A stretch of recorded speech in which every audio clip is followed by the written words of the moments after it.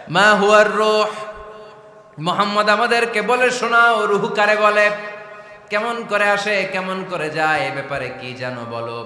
2 number প্রশ্ন, মানহুম আসহাবুল কাহাফ, আসহাবে কাহাফ সম্পর্কে কি জানো। 3 নাম্বার প্রশ্ন, মান হুয়া যুলকারনাইন, যুলকারনাইন বাদশা সম্পর্কে কি জানো। আল্লাহর হাবিব সাল্লাল্লাহু আলাইহি ওয়াসাল্লাম বললেন গাদান উজিবুকুম, আগামীকাল বলে দেব।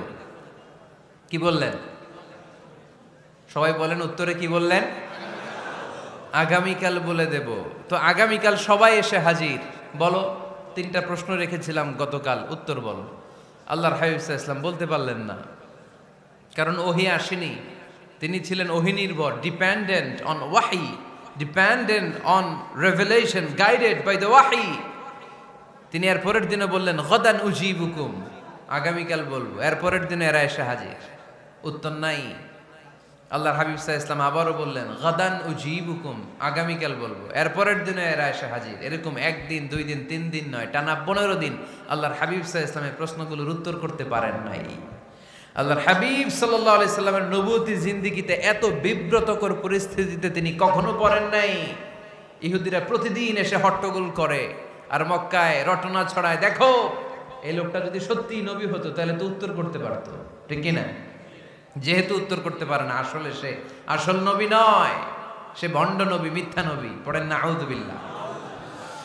15 দিন পর আল্লাহ আয়াত নাযিল করলেন, ওয়ালা তাকুলান্না লিশাইইন ইন্নী ফাইলুন যালিকা গাদা ইল্লা আইয়াশা আল্লাহ। ও নবী, ভবিষ্যতের ব্যাপারে সামনে থেকে যখন আপনি ওয়াদা দিবেন, ওয়াদা দেওয়ার সময় ইনশাআল্লাহ শব্দটা মিলিয়ে দিবেন। সুবহানাল্লাহ পড়েন। আল্লাহর হাবিব সাল্লাল্লাহু আলাইহি সাল্লামকে শিখানোর মধ্য দিয়ে গোটা উম্মাহকে আল্লাহ শিখাই দিলেন যে ভবিষ্যতের কমিটমেন্ট যখন দিব, প্রমিস যখন দিব, প্রমিস দেওয়ার সময় কি বলবো? কি বলবো? আল্লাহর হাবিব সাল্লাল্লাহু আলাইহি সাল্লাম ইনশাআল্লাহ বলতে ভুলে গিয়েছিলেন। এজন্য 15 দিন, টানা 15 দিন ওহী আসে নাই। আল্লাহর হাবিব সাল্লাল্লাহু আলাইহি সাল্লাম একবার মসজিদে নববীতে ঢুকলেন, ঢুকেই দেখলেন সাহাবারা কথা বলছে। এক সাহাবী বললেন, আমার কাছে তো সবচেয়ে অবাক লাগে যে আল্লাহ তাআলা সর্বপ্রথম যে মানুষকে বানালেন ওনার নাম কি? সবাই পড়েন। তুমি মাটির আদমকে প্রথম সৃষ্টি করিয়া ঘোষণা করিয়া দিলে শ্রেষ্ঠ বলিয়া, তাই তো নূরের ফেরেশতা করে আদমকে সেজদা, ঠিক কিনা? তাই তো নূরের ফেরেশতা করে হে আদমকে সেজদা, সবার চেয়ে সম্মান দিলে মাটির আদমকে। আল্লাহু আল্লাহু তুমি জাল্লে জালালুহু, শেষ করা তো যায় না গে তোমার গুণগান। আল্লাহু আল্লাহু, সুবহানাল্লাহ পড়েন। এই সাহাবী বললেন যে আমার কাছে সবচেয়ে অবাক লাগে যে আল্লাহ তাআলা প্রথম মানুষ হিসেবে আদম আলাইহিস সালামকে বানালেন আর ওনাকে উপাধি দিলেন সফিউল্লাহ। আদম আলাইহিস সালামের উপাধি উত্তর দিতে হবে আওয়াজ করে। আদম আলাইহিস সালামের উপাধি কি ছিল? আল্লাহর হাবিব সাল্লাল্লাহু আলাইহি ওয়াসাল্লাম দূরে দাঁড়িয়ে শুনছেন সাহাবাদের কনভারসেশন। আরেক সাহাবা বললেন, আরে আমার কাছে তো এর চেয়েও বেশি অবাক লাগে যে তিনি মূসা আলাইহিস সালামকে বানিয়েছেন নাজিউল্লাহ। নাজিউল্লাহ, যে আল্লাহর সাথে না যা ইউনাজি, মুনাজাত করে, গোপনে কথা বলে, কালিমুল্লাহ। এইটা অবাক লাগে যে আল্লাহ তাআলা কোনো মিডিয়া ছাড়া, ভায়া ছাড়া, মাধ্যম ছাড়া পৃথিবীর একটা মানুষের সাথে সরাসরি কথা বলবেন। আমার কাছে তো ওনার মর্যাদাটা সবচেয়ে বড় মর্যাদা মনে হয়, উনি নাজিউল্লাহ। আরেক সাহাবা বললেন, আমার কাছে তো এর চেয়েও বেশি অবাক লাগে সাইয়েদনা ইব্রাহিম আলাইহিস সালামের ব্যাপারটা, কারণ ওনাকে আল্লাহ তাআলা বানিয়েছেন খলিলুল্লাহ। তাহলে একজনকে পাওয়া গেল সফিউল্লাহ, আরেক নবীকে পাওয়া গেল কালিমুল্লাহ বা নাজিউল্লাহ, আরেক নবীকে পাওয়া গেল খলিলুল্লাহ। এই কনভারসেশন যখন আল্লাহর হাবিব সাল্লাল্লাহু আলাইহি ওয়াসাল্লাম শুনলেন, আল্লাহর হাবিব সাল্লাল্লাহু আলাইহি ওয়াসাল্লাম মসজিদে নববীতে প্রবেশ করে সাহাবাদেরকে বললেন, তোমরা যা বলেছো আমি সব শুনেছি, তোমরা যা বলেছো সব সত্যই বলেছো, ঠিকই বলেছো। আল্লাহ তাআলা একজনকে বানিয়েছেন সফিউল্লাহ, একজনকে বানিয়েছেন খলিলুল্লাহ, একজনকে বানিয়েছেন কালিমুল্লাহ। তবে জেনে রেখো আমি হচ্ছি হাবিবুল্লাহ, আমি Habibullah. The higher status, the highest peak of the status, সবচেয়ে উঁচু স্ট্যাটাস হচ্ছে আমার। খলিলুল্লাহ মানে আল্লাহর বন্ধু, হাবিবুল্লাহ মানে হচ্ছে আল্লাহর বন্ধু, কিন্তু খলিলুল্লাহ এমন বন্ধু যেই বন্ধু আল্লাহকে খুশি করার জন্য কাজ করে। আর হাবিবুল্লাহ হচ্ছে আল্লাহর এমন বন্ধু যেই বন্ধুকে খুশি রাখার জন্য আল্লাহ নিজেই কাজ করে। আল্লাহর হাবিব সাল্লাল্লাহু আলাইহি ওয়াসাল্লাম ছিলেন হাবিবুল্লাহ। চিল্লায় বলেন তিনি কি ছিলেন? হাবিবুল্লাহ। এত মর্যাদা, এত সম্মান, এত স্টেটাস গোটা বিশ্বের দ্বিতীয় কারো আছে? আল্লাহর হাবিব সাল্লাল্লাহু আলাইহি ওয়াসাল্লামের নুরানি চেহারার মতো চেহারা পৃথিবীর অন্য কারো আছে? কোনো দিক দিয়ে আল্লাহর হাবিবের সাথে কোনো মানুষের কোনো ধরনের কম্প্যারিজন, তুলনা চলতে পারে না। Whether it's the fitness, whether it's the skin colour, whether it's the sound, whether it's the status, is out of any kind of comparison. তিনি সব ধরনের তুলনার ঊর্ধ্বে। As a father, as a teacher, as a commander, as a lawgiver, as a lawmaker, as a reformer of the society, Muhammad is the superman of the world. সুবহানাল্লাহ পড়তে পারলেন না? স্বামী হিসেবে, বাবা হিসেবে, নেতা হিসেবে, সমাজ সংস্কারক হিসেবে, নবী হিসেবে আল্লাহ রাসূল সাল্লাল্লাহু আলাইহি ওয়াসাল্লাম হচ্ছেন এই পৃথিবীর একজন সুপারম্যান। আল্লাহু আকবার। যার উপর একবার দুরূদ পড়লে 10টি রহমত নাজিল করে কে? 10টি গুনাহ মাফ করে কে? যিনি দুরূদ পড়ল তার স্ট্যাটাসকে 10 গুণ বাড়িয়ে দেয় কে? ওই হাবিব সাল্লাল্লাহু আলাইহি ওয়াসাল্লামের উম্মত হতে পেরে আমরা খুশি না বেজা? আমরা আল্লাহর রাসূল সাল্লাল্লাহু আলাইহি ওয়াসাল্লামকে আজকে জানার চেষ্টা করব কোরআনের আলোকে। ইনশাআল্লাহ পড়েন।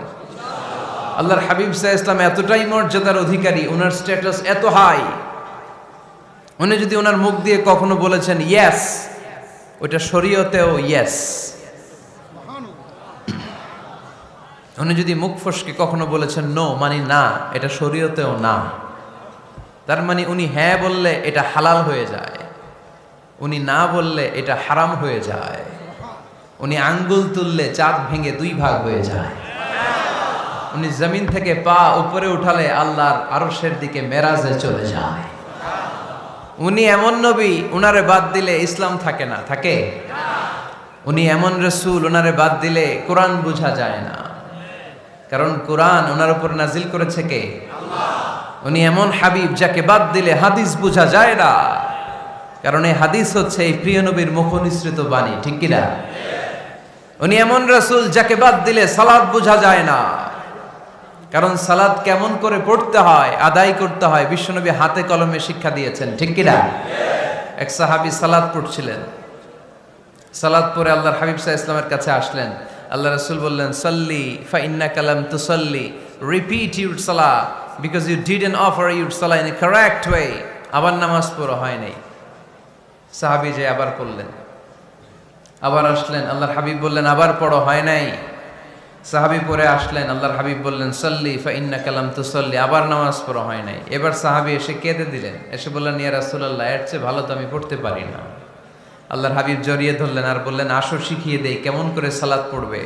সালাতে কোনো তাড়াহুড়ো করবে না। রুকুতে যখন যাবে তোমার পিঠটা হবে স্ট্রেইট ফরওয়ার্ড, স্ট্রেইট ফরওয়ার্ড। রুকু থেকে সোজা হয়ে দাঁড়াবে, 2 সেজদার মাঝখানে সোজা হয়ে বসবে। সেজদায় যখন যাবে রিল্যাক্স করবে। সালাতে কি করতে হয়? রিল্যাক্স। আমার সাথে সাথে সবাই আওয়াজ করে পড়েন রিল্যাক্স। সালাতে রিল্যাক্স করবেন, আপনি তাড়াহুড়ো করতে পারবেন না। আল্লাহর হাবিব সাল্লাল্লাহু আলাইহি ওয়াসাল্লাম শিখালেন কিভাবে সালাত পড়তে হয়। তার মানে এই নবীরে বাদ দিলে সালাত বোঝা যায় না, এই নবীকে বাদ দিলে সিয়াম বোঝা যায় না। সিয়াম কেমন করে পালন করতে হয় এই নবী শিখিয়েছেন। এই নবীকে বাদ দিলে হজ বোঝা যায় না, কারণ এই হাবিব বলেছেন খুযু আন্নী মানাসিকাকুম, কেমন করে হজ করতে হয় আমার কাছ থেকে শিখে নাও। এ নবী এমন নবী, এ নবীরে বাদ দিলে জান্নাতে যাওয়া যায় না, ঠিক কি না? এজন্য এই হাবিবরে বাদ দেয়া যাবে? আল্লাহর হাবিবের চাইতে শ্রেষ্ঠ কাউরে পাওয়া যাবে? আমার নবীর চাইতে বিশ্বস্ত কেউ আছে? সে কোন বন্ধু বলো বেশি বিশ্বস্ত, সে কোন বন্ধু বলো বড় বিশ্বস্ত, কার কাছে মন খুলে দেয়া যায়, কার কাছে প্রাণ খুলে দেয়া যায়, হওয়া যায় অতি আশ্বস্ত। তার নাম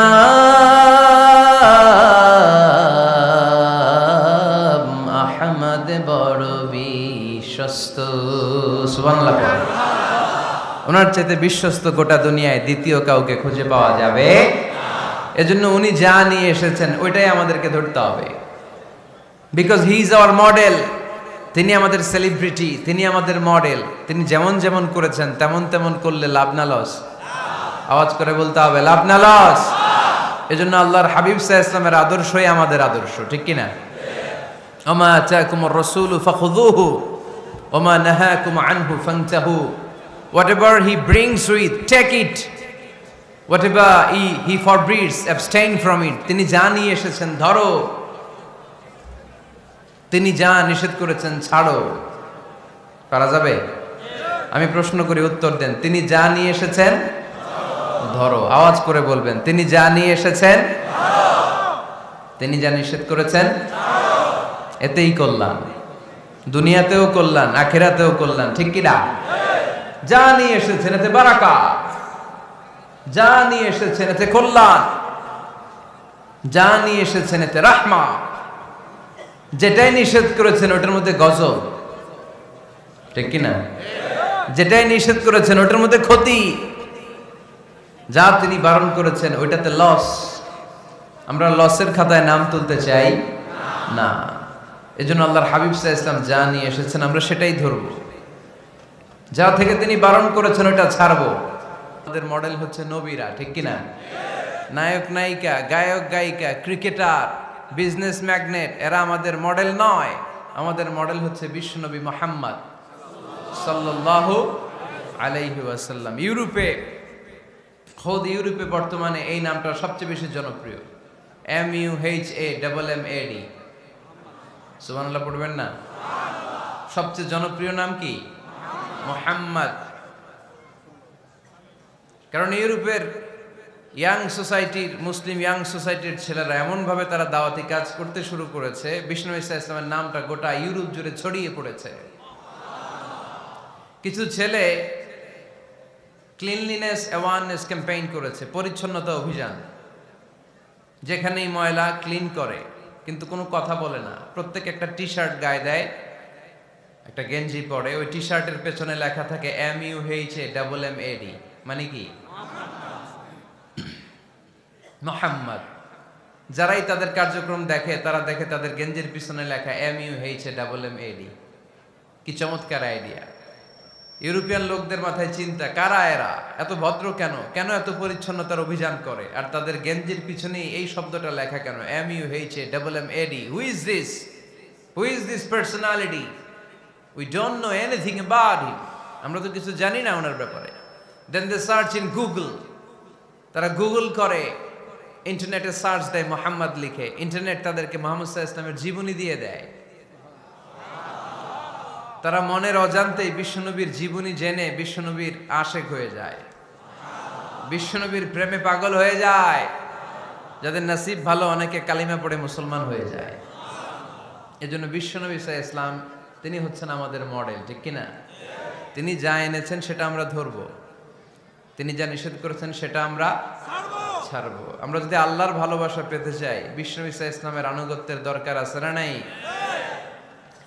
এজন্য আল্লাহ বললেন, কুল ইন কুনতুম তুহিব্বুনাল্লাহা ফাত্তাবিউনি ইউহিব্বুকুমুল্লাহ ওয়া ইয়াগফির লাকুম যুনুবাকুম ওয়াল্লাহু গফুরুর রহিম। আল্লাহকে যে পাইতে চায়, হযরতকে ভালোবেসে আরশ কুরসি লৌহ কালম না চাইতে পেয়েছে সে। রসুল নামের রশি ধরে যেতে হবে আল্লাহর ঘরে। নদী তরঙ্গে যে পড়েছে ভাই দরিয়াতে সে আপনি মেশে হযরতের অনুসরণে আরশ কুরসি লৌহ কালম না চাইতে পেয়েছে সে। সুবহানাল্লাহ পড়ে। এজন্য আল্লাহর হাবিব সাল্লাল্লাহু আলাইহি ওয়াসাল্লামের ভালোবাসা আমাদের অন্তরে থাকার দরকার আছে না নাই? আনুগত্যের দরকার আছে না নাই? তাহলে আল্লাহর ভালোবাসা পাওয়া যাবে, ঠিক কি না? আজকে আমরা কোরআনের আলোকে আল্লাহর হাবিব সাল্লাল্লাহু আলাইহি ওয়াসাল্লামকে চিনব। আমরা কোরআন থেকে জানার চেষ্টা করব তিনি কেমন ছিলেন, কেমন ছিলেন আমার প্রিয় রাসূল। কোরআনুল কারীম থেকে যদি আমরা বিষ্ণু ঈসা ইসলামের পরিচয় জানতে চাই, কোরআন সর্বপ্রথম আল্লাহর হাবিবের যে পরিচয়টা আমাদেরকে দিবে, কোরআন বলবে তিনি হচ্ছেন রাসূলুল্লাহ। আমাদের প্রিয় নবীর সবচেয়ে বড় টাইটেলের নাম কি? রাসূলুল্লাহ। সবাই আওয়াজ করে পড়বেন, টাইটেলটার নাম কি? পৃথিবীতে এর চেয়ে বড় টাইটেল আছে? এমপি বলেন, মন্ত্রী বলেন, যাই বলেন না কেন, ধনকুবের বলেন, রাসূলুল্লাহর উপরে কোনো টাইটেল নাই, ঠিক কিনা? কেউ চাইলেই রাসূলুল্লাহ হতে পারে না, হতে পারে? আমরা সবাই মিলে যদি একজনের ভোট দেই, উনি তো রাসূল হয়ে যাবে, তাই না? হবে না? ভোট দিয়ে রাসূল বানানো যায় না? আমাদের মানব জাতির সাথে যদি জিন জাতি একাত্মতা পোষণ করে, মানব জাতি আর জিন জাতিও যদি ভোট দেয়, তাহলে তো রাসূল হবে। ফেরেশতারা যদি বলে আমরাও আছি সাথে, তাইলেও রাসূল বানানো যাবে না। তার মানে রাসূল ইলেকশনে হয় না, রাসূল হয় সিলেকশনে। আর সিলেক্ট করেন কে? আল্লাহু ইয়ালামু হাইসু ইয়াজআলু রিসালাতাহ। আল্লাহই ভালো জানেন তিনি কাকে রাসূল বানাবেন। এজন্য চাইলেই রাসূল হওয়া যায় না, ভোট দিয়ে রাসূল বানানো যায় না। রাসূল সিলেক্ট করেন একজন, চিল্লায় বলেন তিনি কে? এজন্য কালামুল্লাহ মাজিদে বিশ্বনবীর সর্বপ্রথম যে পরিচয়টা পাওয়া যায়, কোরআন আমাদের সামনে আমাদের নবীর পরিচয় করিয়ে দিচ্ছেন, মুহাম্মাদুর রাসূলুল্লাহ ওয়াল্লাযীনা মাআহু আশিদ্দাউ আলাল কুফফারি রুহামাউ বাইনাহুম। কোরআন সর্বপ্রথম বিশ্বনবীর পরিচয় আমাদের সামনে তুলে ধরলেন আর বলল, কোরআন আমাদেরকে জানিয়ে দিল আমাদের প্রিয় নবীর প্রথম টাইটেল হলো তিনি হলেন রাসূলুল্লাহ সাল্লাল্লাহু আলাইহি ওয়াসাল্লাম। তাহলে আল্লাহর হাবিব সাল্লাল্লাহু আলাইহি ওয়াসাল্লামের প্রথম পরিচয় রাসূলুল্লাহ। আওয়াজ করে বলেন তো প্রথম পরিচয় কি? রাসূলুল্লাহ। তিনি আল্লাহর বার্তাবাহক, আল্লাহ তাআলার পক্ষ থেকে বাণীবাহকের কাজ তিনি করেন।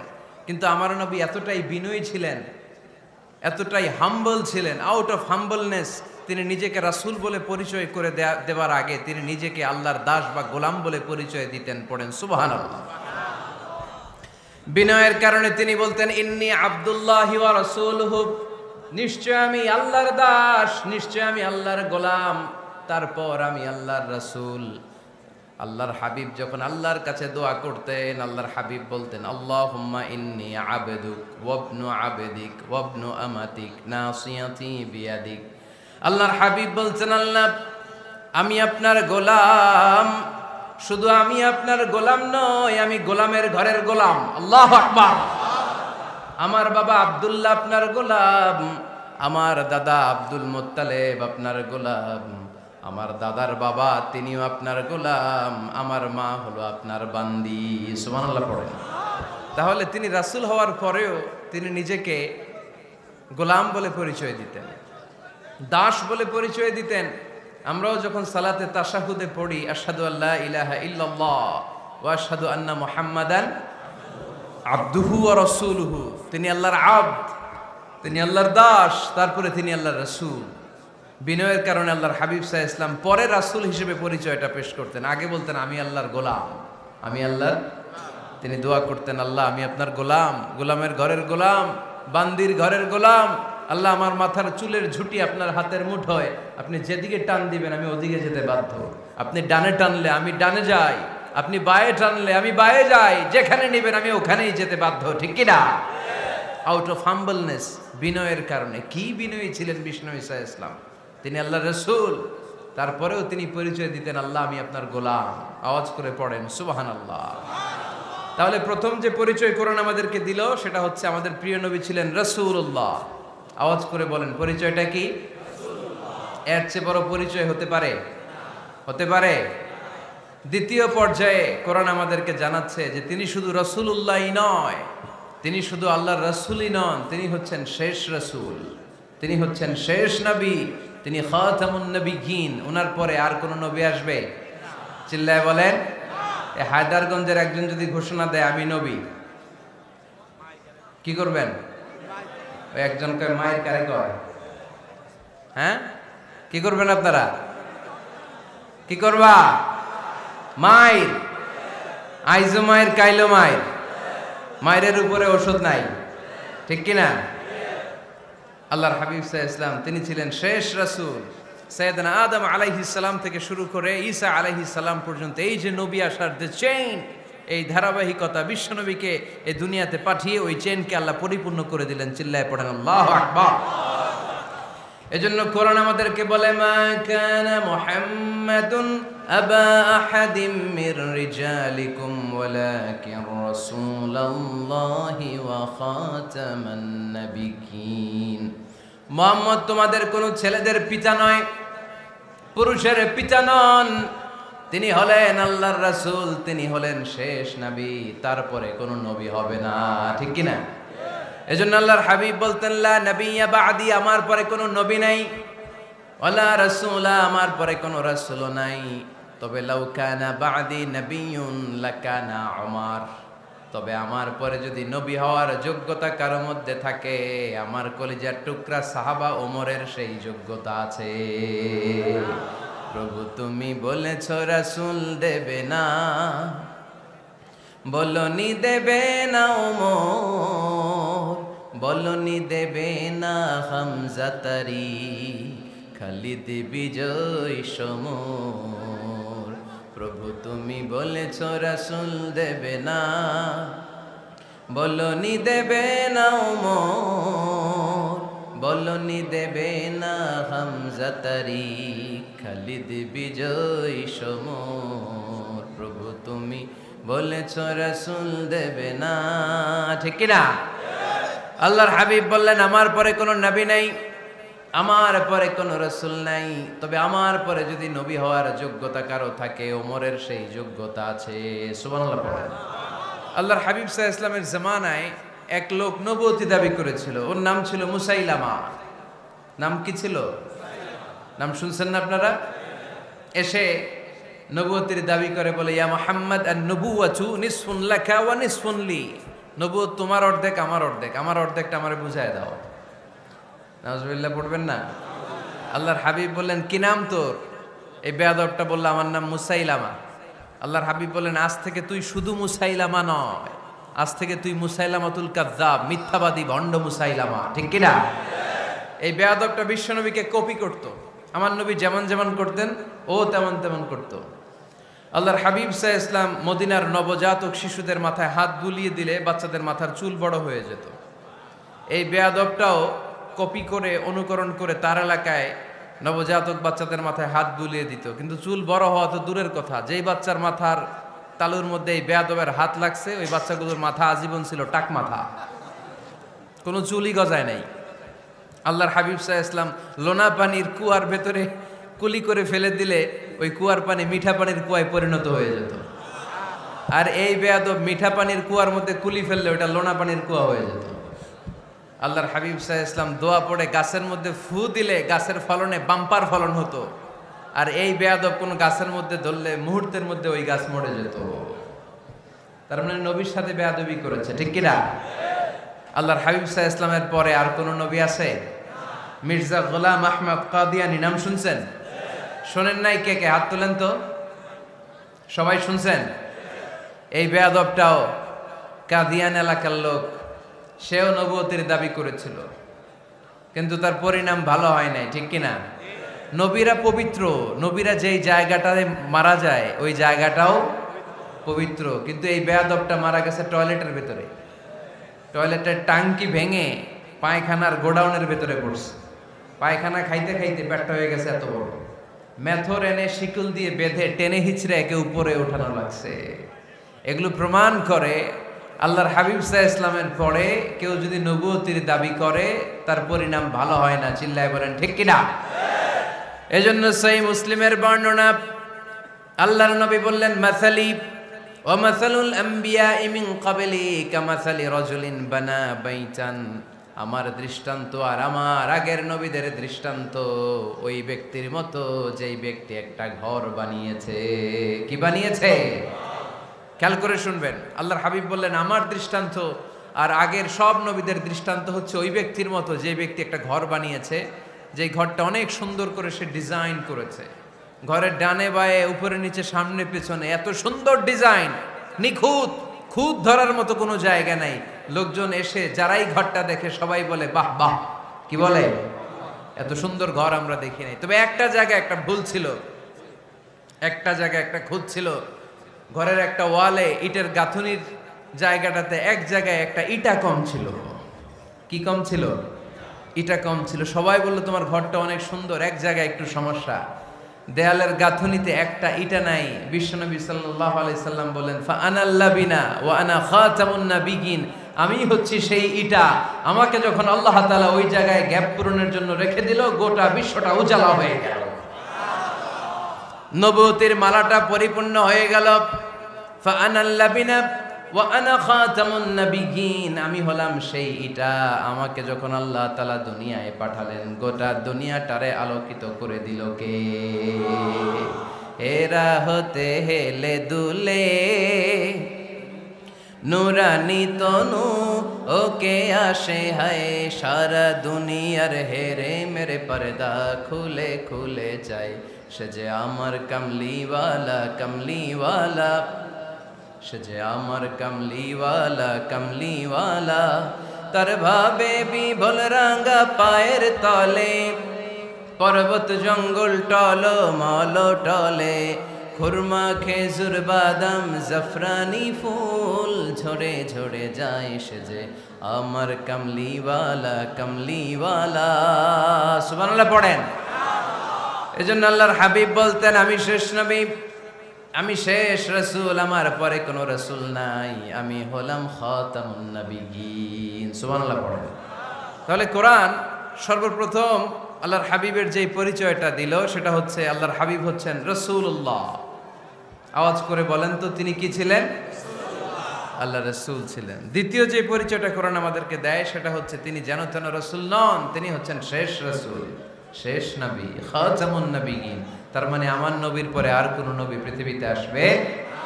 তিন নাম্বার কোরআন যে পরিচয়টা আল্লাহর হাবিবের আমাদের সামনে তুলে ধরেছে সেটা হচ্ছে তিনি রাসূল ছিলেন, শেষ রাসূল ছিলেন, তবে তিনি মানুষ ছিলেন। তিনি কি ছিলেন? আওয়াজ করে বলেন। আমার নবী কি জিন ছিল? ফেরেশতা ছিল না? কি ছিল? আওয়াজ করে বলেন, কি ছিল? তিনি মানুষ ছিলেন, তবে যেন তেন মানুষ নন, অসাধারণ মানুষ। কেমন মানুষ? তিনি মানব, সাধারণ মানব নন, তিনি মহামানব। অনেকে বলে ইউসুফ আলাইহিস সালাম নবীদের মধ্যে সবচাইতে সুন্দর নবী ছিলেন, বলে না অনেকে? শোনেন নাই আপনারা? এটা ঠিক, উনি অনেক সুন্দর ছিলেন, কিন্তু আমার নবীর চাইতে বেশি সুন্দর। আল্লাহর হাবিব বলতেন, আনা মালিহুন ওয়া আখি ইউসুফু সাবিহুন, মানে আমি হচ্ছি মালিহ, লাবণ্যময় সুন্দর, আর আমার ভাই ইউসুফ হচ্ছে সাদা সুন্দর। একদিকে লাবণ্যময় সুন্দর, আরেকদিকে সাদা সুন্দর, কোনটার দাম বেশি? চিল্লায় বলতে হবে কোনটা? আল্লাহর হাবিব ছিলেন মালিহ। মালিহ শব্দটা এসেছে মিলহন থেকে। মিলহন মানে লবণ, মিলহন মানে কি? লবণ। লবণ থেকে লাবণ্যময়। আল্লাহর হাবিব ছিলেন মালিহ, এত সুন্দর ছিলেন।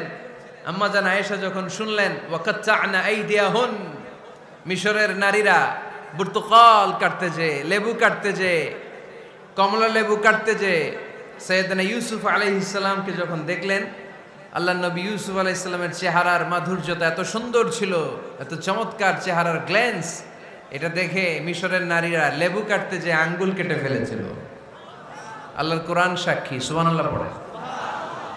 এই ঘটনা যখন আম্মা জান আয়েশা রাদিয়াল্লাহু তাআলা আনহা শুনলেন, তিনি বললেন, ও মিশরের নারীরা, তোমরা ইউসুফ নবীর সৌন্দর্য দেখে লেবু কাটতে যে আঙ্গুল কেটেছো, আমার স্বামী বিশ্বনবী মুহাম্মদ সাল্লাল্লাহু আলাইহি ওয়াসাল্লামের চেহারা যদি দেখতা তাহলে লেবু কাটতে যে আঙ্গুল নয় কলিজাটা কেটে টুকরা টুকরা করে দিতাম।